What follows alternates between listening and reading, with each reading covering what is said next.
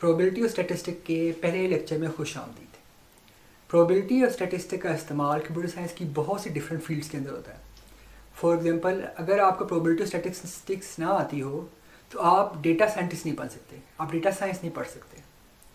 अगर आपको प्रोबेबिलिटी और स्टैटिस्टिक ना आती हो तो आप क्वांटम कंप्यूटिंग नहीं पढ़ सकते। अगर आपको प्रोबेबिलिटी नहीं आती तो आप प्रोबेबिलिस्टिक एल्गोरिथम्स नहीं बना सकते। इस पहले लेक्चर के अंदर हम 3 बेसिक डेफिनेशंस बताएंगे और फिर उन डेफिनेशंस के ऊपर एलेबरेट करेंगे। तो पहला लेक्चर जो है काफ़ी आसान सा है। So let's start. तो पहली डेफिनेशन है हमारे पास, वो है एक्सपेरिमेंट की डेफिनेशन।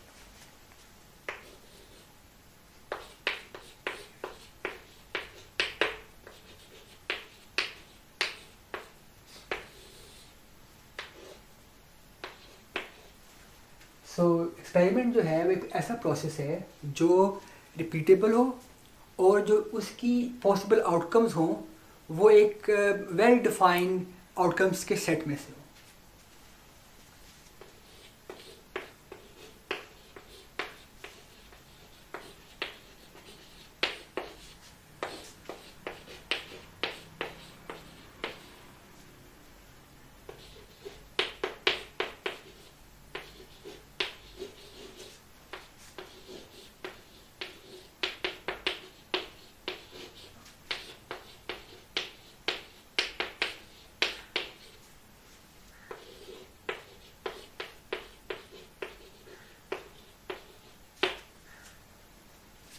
जो आउटकम का सेट है, जो ऑल पॉसिबल आउटकम का सेट है, उसे सैंपल स्पेस कहते हैं।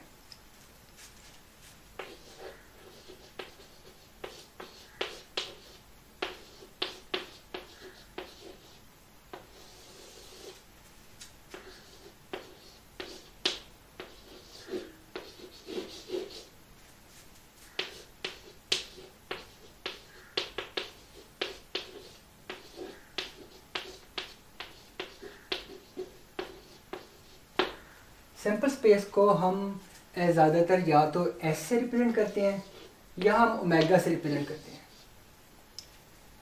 जो थर्ड डेफिनेशन हमारे पास है वो है डेफिनेशन इवेंट की। इवेंट जो है वो सैंपल स्पेस के सबसेट को कहते हैं।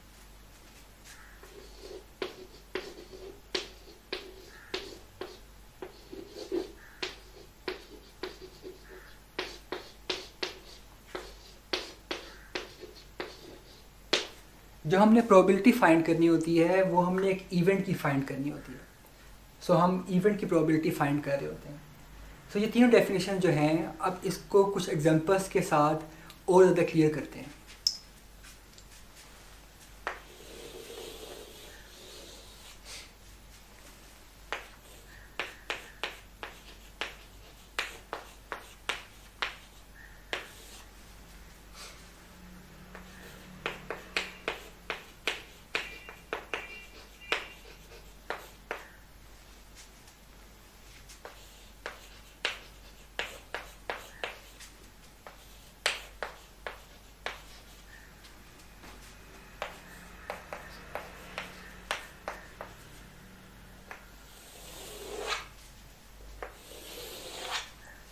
सो जो हमारे पास पहली एग्जांपल है वो कॉइन टॉस की एग्जांपल है।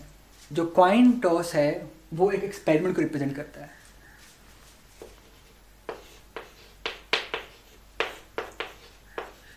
अब कॉइन टॉस क्यों एक्सपेरिमेंट है?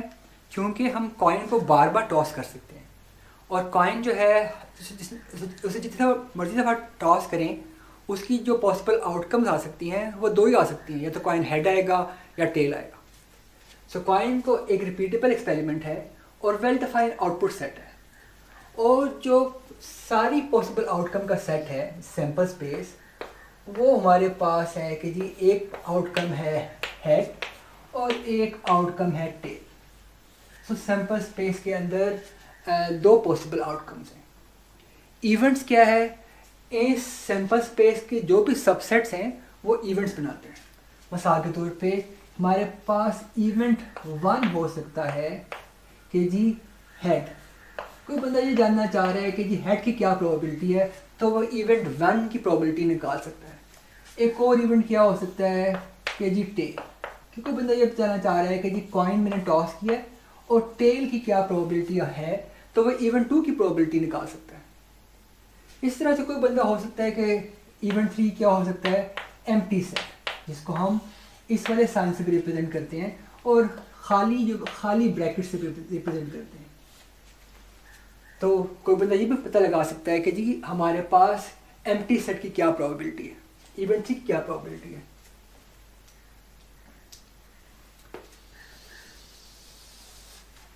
सेकेंड एग्जांपल हमारे पास हो सकती है कि बजाय कि हम एक कॉइन टॉस करें, हमने 2 कॉइन इकट्ठे टॉस किए। सो हमारे पास क्या है कि 2 कॉइन टॉस।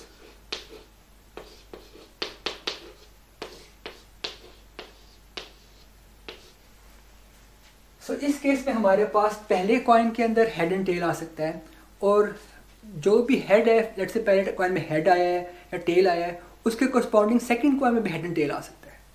तो इसका मतलब है कि पहले कॉइन में हमारे पास 2 पॉसिबिलिटीज़ हैं और सेकंड कॉइन में भी 2 पॉसिबिलिटीज़ हैं। टोटल मिला के हमारे पास 4 पॉसिबिलिटीज़ बन जाएंगी। तो जिसकी सैम्पल स्पेस जो है इसके अंदर 4 पॉसिबिलिटीज़ हैं। एक पॉसिबिलिटी ये है कि पहले कॉइन पे हेड आया है और सेकंड कॉइन में भी हेड आया है, तो हमारे पास हेड हेड आ गया।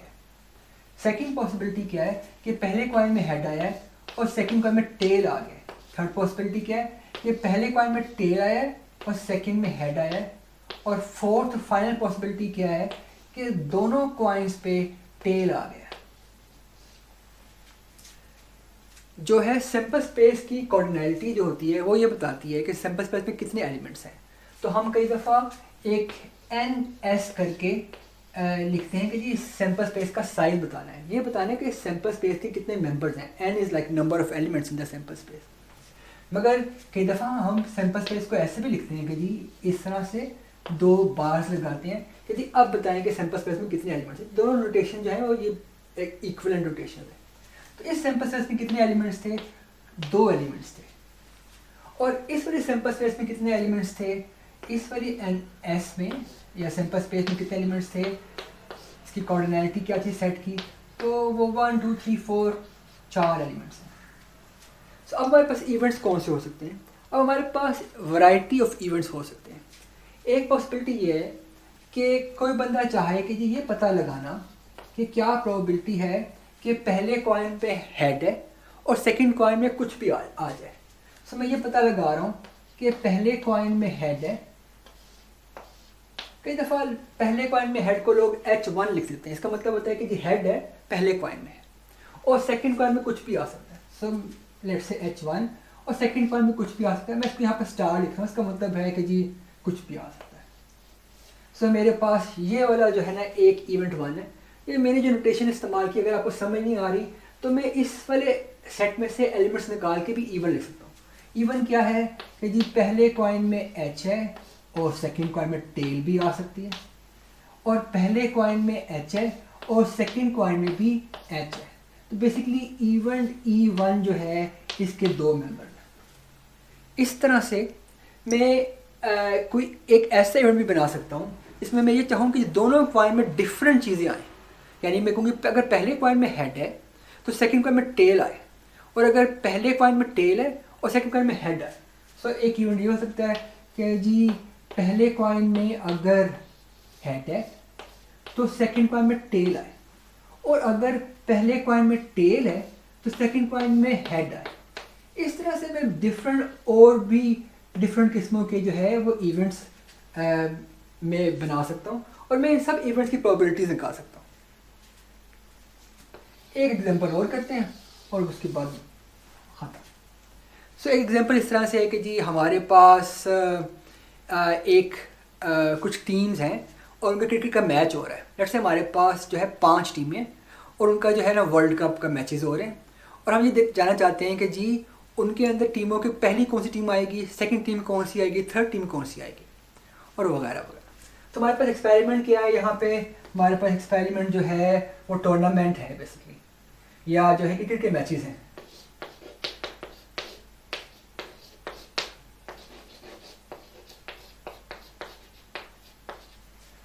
और सैंपल्स क्योंकि हमारे पास याद है कि हमने यहाँ पे कहा था कि हमारे पास 5 टीम्स हैं, सो 5 टीम्स के मैचेस हो रहे हैं, हर टीम ने हर टीम के साथ खेला है और हमारे पास आखिर में हम रिजल्ट निकाल रहे हैं।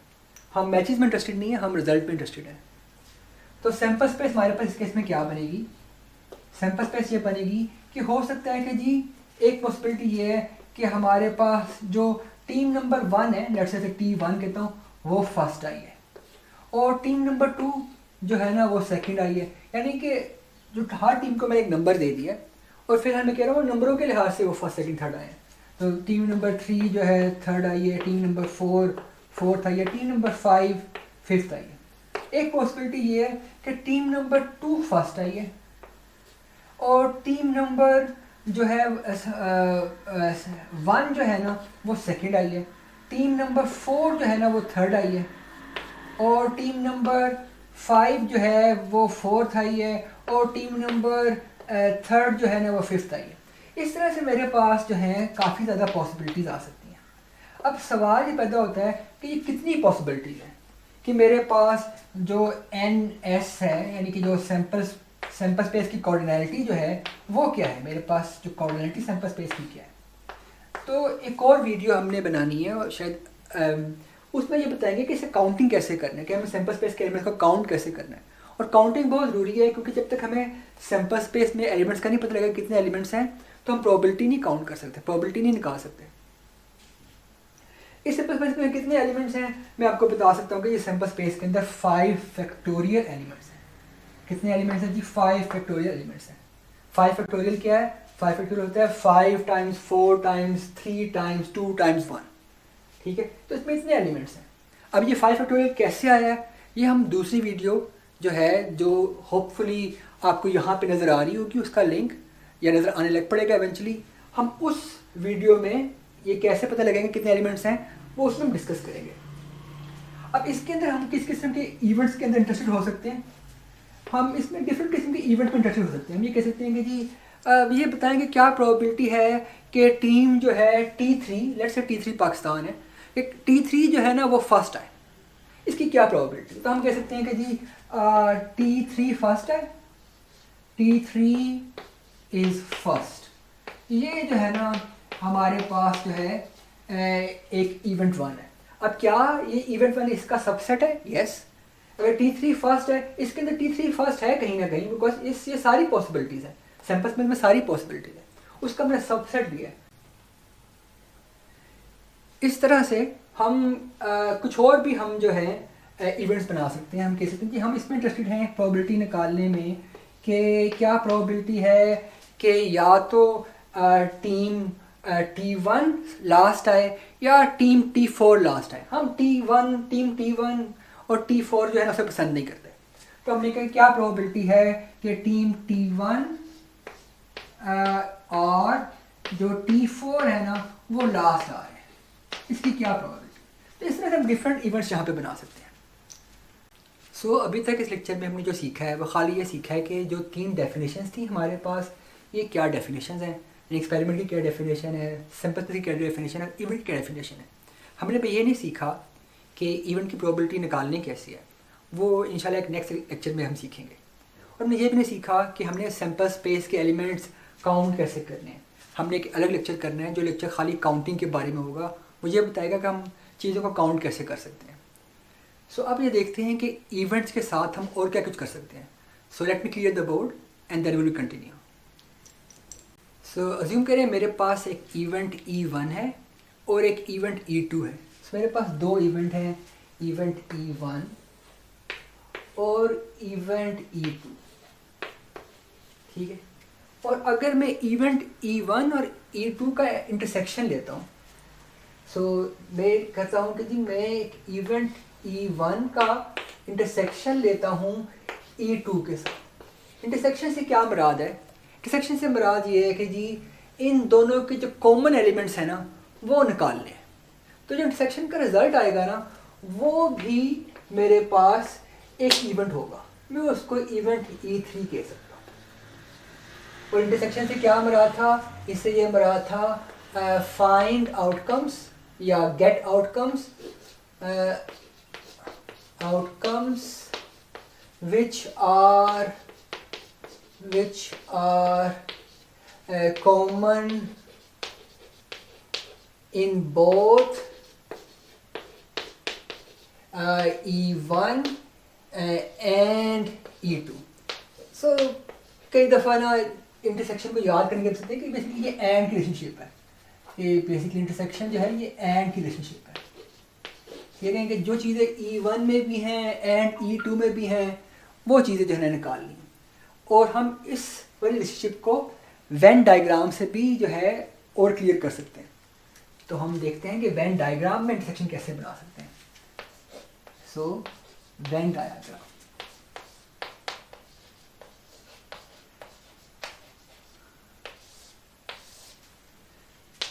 सो वेन डायग्राम में हमारे पास ये इवेंट E1 है और हमारे पास ये वाला इवेंट जो है ये E2 है, और जो हमारे पास जो पूरी जो स्पेस है, ये पूरी जो रेक्टेंगल है, ये एक सैम्पल स्पेस को रिप्रेजेंट करता है, क्योंकि सैम्पल स्पेस में सारी आउटकम्स पॉसिबल होती हैं। हो सकता है और भी इवेंट्स मैंने दिखाए नहीं है, वो सैम्पल स्पेस का हिस्सा है जो हमें नज़र नहीं आ रहा है। तो अब हमने क्या करना है, हमने ऐसी चीज़ें निकालनी है, बतानी है कि जो E1 में भी हों और E2 में भी हों। तो वो चीज़ें कौन सा एरिया रिप्रेजेंट करेगा, वो वाली चीज़ें ये वाला एरिया रिप्रेजेंट करेगा, ये वाला जो शेडेड एरिया है, ये वाला एरिया जो है, ये वाला एरिया बेसिकली मेरे पास है E1 इंटरसेक्शन E2, उनका कॉमन एरिया। और जो ये वाला जो एरिया है, इंपॉर्टेंट बात ये है कि ये भी एक इवेंट है, तो मैं इसकी प्रोबेबिलिटी भी निकाल सकता हूँ। तो अगर मैं E1 की प्रोबेबिलिटी निकाल सकता हूँ और E2 की प्रोबेबिलिटी निकाल सकता हूँ, तो मैं E1 इंटरसेक्शन E2 की प्रोबेबिलिटी भी निकाल सकता हूँ। तो मैं इसे E3 कह देता हूँ। हो सकता है कोई बंदा E3 की प्रोबेबिलिटी में इंटरेस्टेड हो। सिमिलरली अगर मेरे पास दो इवेंट E1 E2 हैं, तो मैं उनका यूनियन लूँ, तो वो यूनियन जो होता है वो भी एक नया इवेंट बन जाता है। सो हो सकता है कि मैंने E1 का यूनियन लिया E2 के साथ, और मेरे पास ना लेट्स से ये E4 आ गया।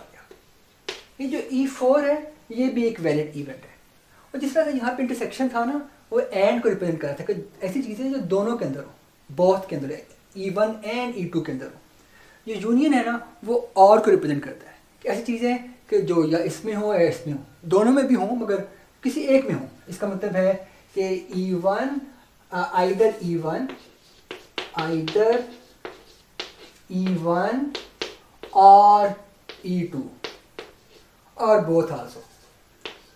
ठीक है, ऐसी चीज़ें जो इन दोनों में किसी एक में हो, तो बेसिकली वो जो है E4 का हिस्सा बन जाएगी। तो इसको वेन डायग्राम से रिप्रेजेंट करते हैं कि वेन डायग्राम से ये कैसे रिप्रेजेंट होगा। सो हमारे पास वेन डायग्राम कुछ इस तरह से है कि वंस अगेन हमारे पास ये जो पूरा रेक्टेंगल है ये एक सैम्पल स्पेस को रिप्रेजेंट कर रहा है, ये सैम्पल स्पेस है। और हमारे पास सैम्पल स्पेस के अंदर फ़िलहाल हम दो इवेंट्स हमने दिखाए, बाकी इवेंट्स हमने नहीं दिखाए। एक इवेंट हमारे पास E1 है और एक इवेंट हमारे पास E2 है, E2 है। तो बेसिकली ये जो सारा एरिया है जो इन दोनों इवेंट्स में से किसी एक इवेंट ने भी लिया हुआ है, वो E1 E2 का यूनियन होगा। सो बेसिकली ये सारा शेडेड एरिया है। तो यूनियन जो है वो ये सारा शेडेड एरिया है, ठीक है। और ये जो शेडेड एरिया है ये भी एक इवेंट है, यानी कि E4 जो है वो उसकी प्रोबेबिलिटी हम निकाल सकते हैं। इसी तरह से थर्ड पॉसिबिलिटी हो सकती है कि हम किसी इवेंट का कॉम्प्लीमेंट ले रहे हैं। सो मेरे पास एक इवेंट E1 था और मैंने इसका कॉम्प्लीमेंट ले लिया, तो जो इसका कॉम्प्लीमेंट लूँगा, जैसे मेरे पास E1 था और E1 के कॉम्प्लीमेंट को ना कई दफ़ा लोग एक स्मॉल c से रिप्रेजेंट करते हैं कि जो है E1 के ऊपर स्मॉल c लगा देते हैं। कई दफ़ा लोग ना E1 के कॉम्प्लीमेंट को ना E1 के ऊपर बार लगा कर रिप्रेजेंट करते हैं, मगर शायद ये c वाली नोटेशन ज़्यादा अच्छी है। सो E1 का कॉम्प्लीमेंट जो है ये भी इवेंट होगा, तो मैं कह सकता हूँ कि ये E1 E4 है। सो मैं यूनियन से, इंटरसेक्शन से भी और यूनियन से भी और कॉम्प्लीमेंट से भी नई इवेंट बना सकता हूँ। तो ये मेरे पास इवेंट जो है E5, जैसे उनका 4 यहाँ यूज़ हो गया था, इसका मैंने नाम E5 दे दिया। अब कॉम्प्लीमेंट को कैसे रिप्रेजेंट कर सकते हैं। सो लेट्स से इसकी वेन डायग्राम बना के देखते हैं। तो हमारे पास वेन डायग्राम कुछ इस तरह से है कि हमारे पास ये पूरा जो रेक्टेंगल है ये सैंपल स्पेस को रिप्रेजेंट कर रहा है, और फिलहाल हमें सैंपल स्पेस में एक इवेंट दिखाना है E1, बाकी इवेंट्स हमने नहीं दिखाया। तो सैंपल स्पेस के अंदर एक इवेंट हमने दिखाया है E1, बाकी इवेंट्स एग्जिस्ट करते हैं हमने नहीं दिखाया।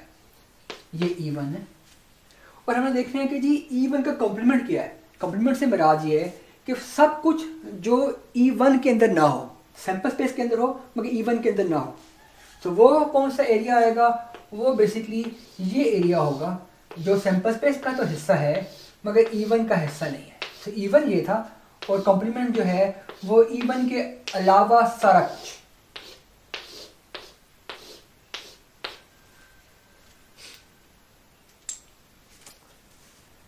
एक और इम्पोर्टेंट बात ये हो सकती है कि दो इवेंट्स एक दूसरे का सबसेट भी हो सकते हैं। सबसेट का मतलब ये है कि जी जो एक इवेंट है उसके अंदर जो आउटकम्स हैं वो दूसरे इवेंट्स के अंदर भी हैं। तो हमारे पास क्या हो सकता है कि जी एक पॉसिबिलिटी ये है कि E1 जो है वो सबसेट है E2 का। मेरे पास दो इवेंट है, ये सबसेट का निशान है बाय द वे। जो E1 है वो सबसेट है E2 का। इसको वेन डायग्राम से कैसे रिप्रेजेंट कर सकते हैं? तो इसको कैसे रिप्रेजेंट कर सकते हैं कि अगर मेरे पास ये रेक्टेंगल है, और रेक्टेंगल के अंदर मेरे पास ये E2 है, ये जो बड़े वाला है ये E2 है, और क्योंकि E1 सबसेट है सो E1 जो है वो E2 का हिस्सा है, E2 के अंदर कहीं कंटेन करता है। तो E1 जो है वो E2 के अंदर है। लेट्स से ये वाला जो है ये E1 है। सो बेसिकली ये वाला E1, और सैंपल स्पेस किधर है? ये पूरा रेक्टेंगल जो है ये जो है मेरे पास सैंपल स्पेस है। सो अगर मैं आपसे कहूँ कि जी E1 सबसेट है E2 का और E2 सबसेट है E1 का, यानी कि E1 के अंदर पूरा E2 है और E2 के अंदर पूरा E1 है, तो ये खाली तब पॉसिबल होगा जब E1 और E2 सेम इवेंट हो, इक्विवेलेंट हो। सो अगर मैं आपसे ऐसे कहूँ कि E1 जो था वो सबसेट है E2 का, एंड E2 जो है वो सबसेट है E1 का, तो इसका मतलब बेसिकली ये है कि E1 जो है वो E2 के इक्वल है। सेम ही दोनों इवेंट हैं, हमें पता नहीं था मगर दोनों बेसिकली सेम इवेंट है। सो let me clear the board, फिर हम इसे कंटिन्यू करते हैं। सो लेट्स से मेरे पास तीन डिफरेंट इवेंट्स हैं। सो मेरे पास वेन डायग्राम कुछ इस तरह से है कि मेरे पास उसमें तीन डिफरेंट इवेंट्स हैं। मेरे पास वेन डायग्राम में एक इवेंट E1 है, फिर मेरे पास एक इवेंट E2 है, और फिर मेरे पास एक इवेंट E3 है। तो मेरे पास जो है ये वाला E1 है, ये वाला E2 है, और ये वाला जो है E3 है। सो मैं अब ये करता हूँ कि कुछ एरिया को शेड कर देता हूँ। सो मैंने इस एरिया को शेड कर दिया।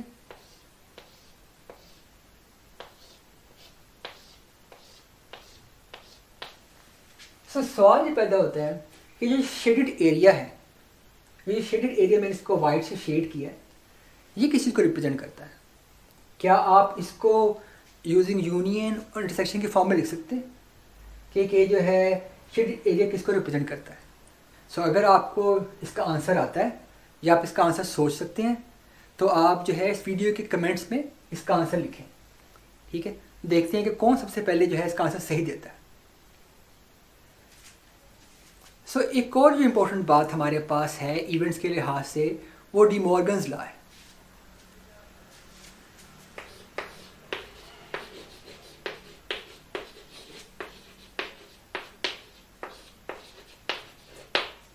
तो डी मॉर्गन्स लॉ कहता है कि जी अगर मेरे पास बहुत सारे इवेंट्स हैं और मैंने उनका यूनियन दिया हुआ है, तो उसके बेसिकली दो फॉर्म्स हैं। एक फॉर्म ये है कि मेरे पास लेट्स से इवेंट E1 है और मैंने यूनियन लिया है E2 के साथ, और मैंने यूनियन लिया है, और मेरे पास आखिर में लेट्स से एक इवेंट En है।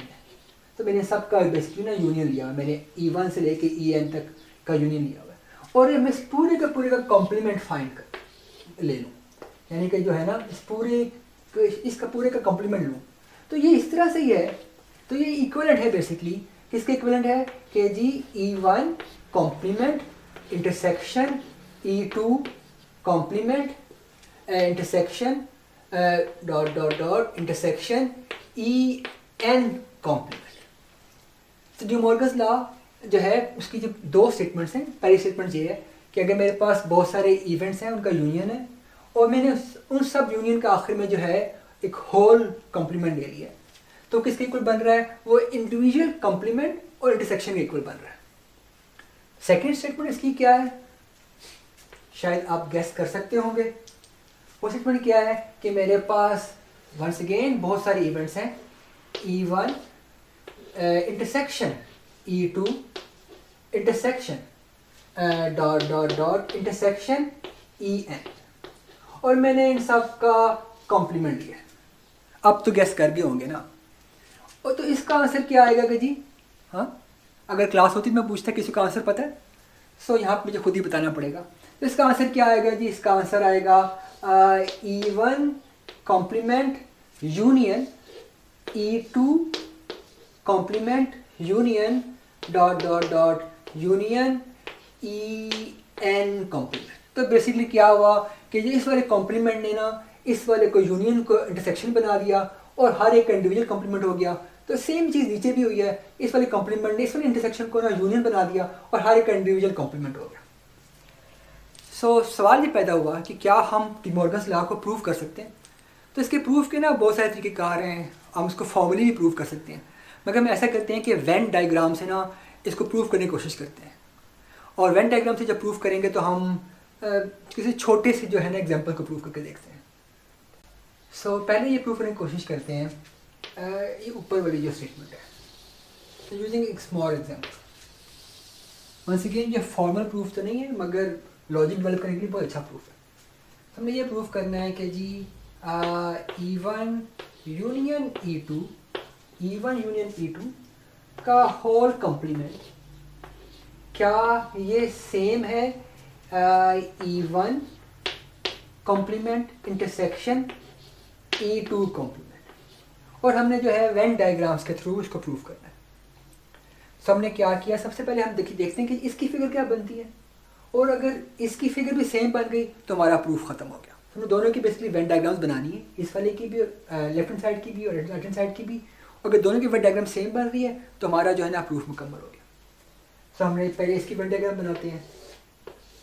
इसकी वेन डायग्राम थोड़ी देर पहले भी हमने बनाई थी, मगर दोबारा से बना लेते हैं कि अगर मेरे पास यहाँ पे था जी E1, यहाँ पे था E2, दरमियान में कुछ कॉमन एरिया भी है। सो ये है जी E1 और ये वाला है E2, दरमियान में कॉमन एरिया है, और इनका यूनियन लूँगा तो मेरे पास बेसिकली दोनों सर्कल्स में जितना कुछ है सारा कुछ आ जाएगा, मगर मैंने जो है ना इसका कॉम्प्लीमेंट लेना है। तो इसका मतलब है कि सारी सैम्पल स्पेस जो इन सर्कल्स के अलावा हो वो आ जाएगी मेरे पास रिजल्ट। तो इस वाली की डायग्राम जो मेरे पास बन रही है वो कुछ ऐसे बन रही है कि सारी सैम्पल स्पेस जो इस सर्कल के अंदर इस सर्कल्स के अलावा। तो मेरे पास क्या आएगा जी, ओह सॉरी, मेरे पास ये वाला जो शेडेड एरिया है, सर्कल के अंदर नहीं जाना,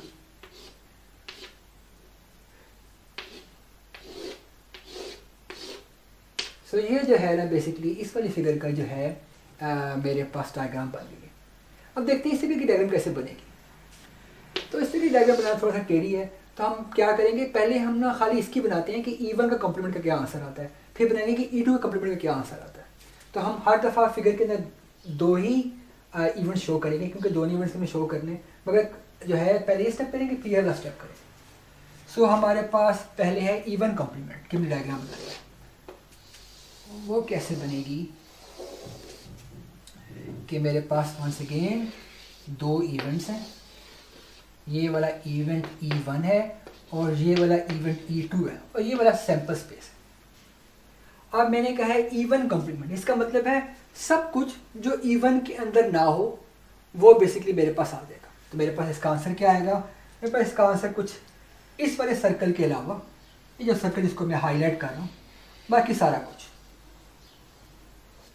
तो बाकी मेरे पास क्या आ जाएगा जी? मेरे पास इवन जो ये वाला सर्कल है ये भी जाहिर बात आएगा, क्योंकि इस वाले सर्कल के अंदर तो नहीं है ना, तो ये भी। तो मेरे पास इसका आंसर जो है ना ये आ गया। फिर E2 कम्प्लीमेंट का आंसर क्या आएगा? सो वो बना के देखते हैं। E2 कम्प्लीमेंट का आंसर क्या आएगा?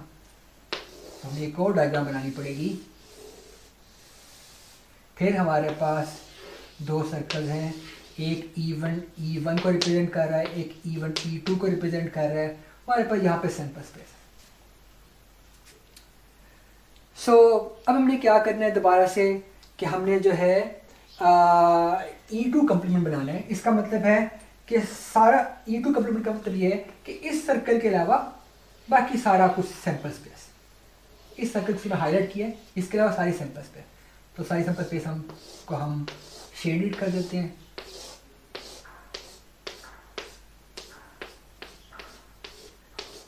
अभी तक हमारे पास हमने क्या बनाया है? ये वाला हमारे पास था E1 कॉम्प्लीमेंट, ये वाला हमारे पास था E2 कॉम्प्लीमेंट। अब हमने क्या करना है? उनका इंटरसेक्शन लेना है। इंटरसेक्शन का मतलब ये है कि ऐसी चीज़ जो दोनों के अंदर हो, क्योंकि इंटरसेक्शन मतलब एंड, कि जो इन दोनों में कॉमन हो, यानी कि ऐसा शेडेड एरिया कि जो इसमें भी, जो चीज़ इसमें भी शेडेड है और इसमें भी शेडेड है वो आएगी खाली, जो खाली एक में शेडेड है वो नहीं आएगी। हमने इसका इंटरसेक्शन लेना है। इंटरसेक्शन क्या आएगा कि जगह हमारे पास कम है, मगर इसकी यहाँ पे करते हैं, जगह बनाते हैं।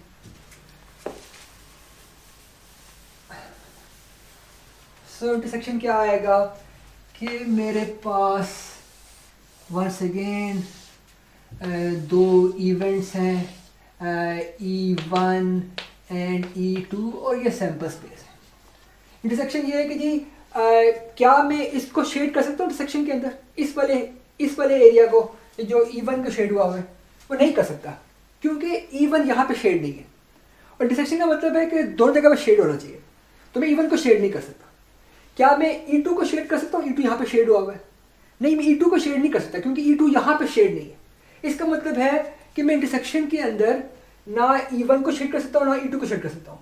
क्या मैं सैंपल स्पेस की जो E1 E2 के अलावा बाकी सारा कुछ है उसे शेड कर सकता हूँ? तो हाँ, उसे शेड कर सकता हूँ, क्योंकि वो दोनों जगह पर शेडेड है। तो इंटरसेक्शन का मतलब है कि जो चीज़ दो जगह पर शेडेड है वो मैंने चूज़ करनी। तो मेरे पास इसका इंटरसेक्शन क्या आएगा? जैसे इंटरसेक्शन में बस खाली जो है बाहर का एरिया आएगा, इन सर्कल्स के अंदर का एरिया नहीं आएगा, क्योंकि जो सर्कल्स के अंदर का एरिया है वो दोनों जगह पर शेडेड नहीं है।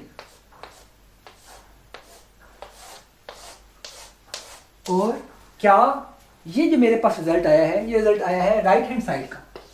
राइट हैंड साइड का रिजल्ट मेरे पास ये आया है, और जो लेफ्ट हैंड साइड था उसका रिजल्ट ये था। ये मेरे पास क्या थी? Left hand side. और अगर ये दोनों फिगर सेम है तो हमने प्रूफ कर दिया कि left hand side is equals to right hand side figuratively. Similarly हम यूजिंग वेन डायग्राम हम प्रूफ कर सकते हैं कि क्या E1 intersection E2 whole complement, क्या ये इसकी इक्वल आएगा? E1 complement union E2 complement, क्या इसके इक्वल आएगा? क्या आप यूजिंग वेन डायग्राम इसको प्रूफ कर सकते हैं? तो आप प्रूफ करने की कोशिश करें और देखिए, अगर आपसे नहीं होता तो मुझसे पूछें, फिर मैं आपकी हेल्प करूंगा। और हो सकता है कि इस तरह की कोई चीज़ हमारे क्विज में भी आए, तो प्लीज़ ये प्रूफ ट्राई करें। सो एक दो और बातें करते हैं। सो उसके लिए मुझे बोर्ड क्लियर करना पड़ेगा। सो जो आखिरी बात इस वीडियो में मैं करना चाहता हूँ वो ये है कि जो अभी तक मैंने जो फिगर्स बनाई हैं वो कुछ इस तरह से बनी है कि मेरे पास एक इवेंट E1 था और एक इवेंट E2 था। कुछ इस तरह से फिगर्स बनाई हैं मैंने। मगर ज़रूरी नहीं है कि हमारे पास हमेशा फिगर्स ऐसे ही बने, क्योंकि इन फिगर्स के अंदर हमेशा कुछ ना कुछ कॉमन आया है। ज़रूरी नहीं कि E1 E2 में कुछ कॉमन हो। ये भी तो पॉसिबल है ना कि हमारे पास जो वेन डायग्राम कुछ ऐसे बने क्योंकि E1 E2 में कुछ कॉमन ही ना हो। अगर कुछ कॉमन नहीं होगा तो दरम्यान वाला एरिया नहीं आएगा। मेरे पास कुछ डायग्राम ऐसे बनी है कि E1 यहाँ पर है और E2 यहाँ पर। ये बिल्कुल सही डायग्राम है। कई दफ़े ऐसे होता है, मिसाल के तौर पे मैंने एक मिसाल के तौर पे मेरे पास दो दफ़ा मैंने कॉइन टॉस किया है और मेरे पास इवन था कि मेरे पास जो है ना हेड और हेड की प्रोबेबिलिटी क्या है, वो इवन था, और E2 था कि टेल एंड टेल की प्रोबेबिलिटी क्या है। अब इन दोनों इवेंट्स के अंदर कोई चीज़ कॉमन नहीं है, तो मेरे पास कुछ कॉमन नहीं आएगा। सो जो इस किस्म के इवेंट्स होते हैं जिनके अंदर कोई इंटरसेक्शन, कोई चीज़ कॉमन नहीं होती, इसका इंटरसेक्शन में कुछ कॉमन नहीं होता, इनको कहते हैं म्यूचुअली एक्सक्लूसिव इवेंट्स। सो इसमें कहते हैं जी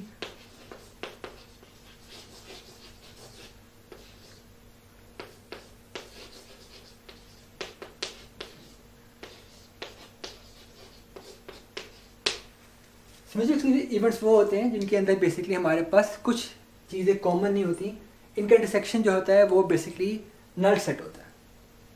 सो इस वीडियो में इतना ही काफ़ी है। नेक्स्ट वीडियो में देखते हैं कि हमने चीज़ों को काउंट कैसे करना है, और एक दफ़ा जब हमने काउंट करना आ जाएगा फिर हम जो है चीज़ों की प्रोबेबिलिटीज़ निकाल सकते हैं। So stay tuned.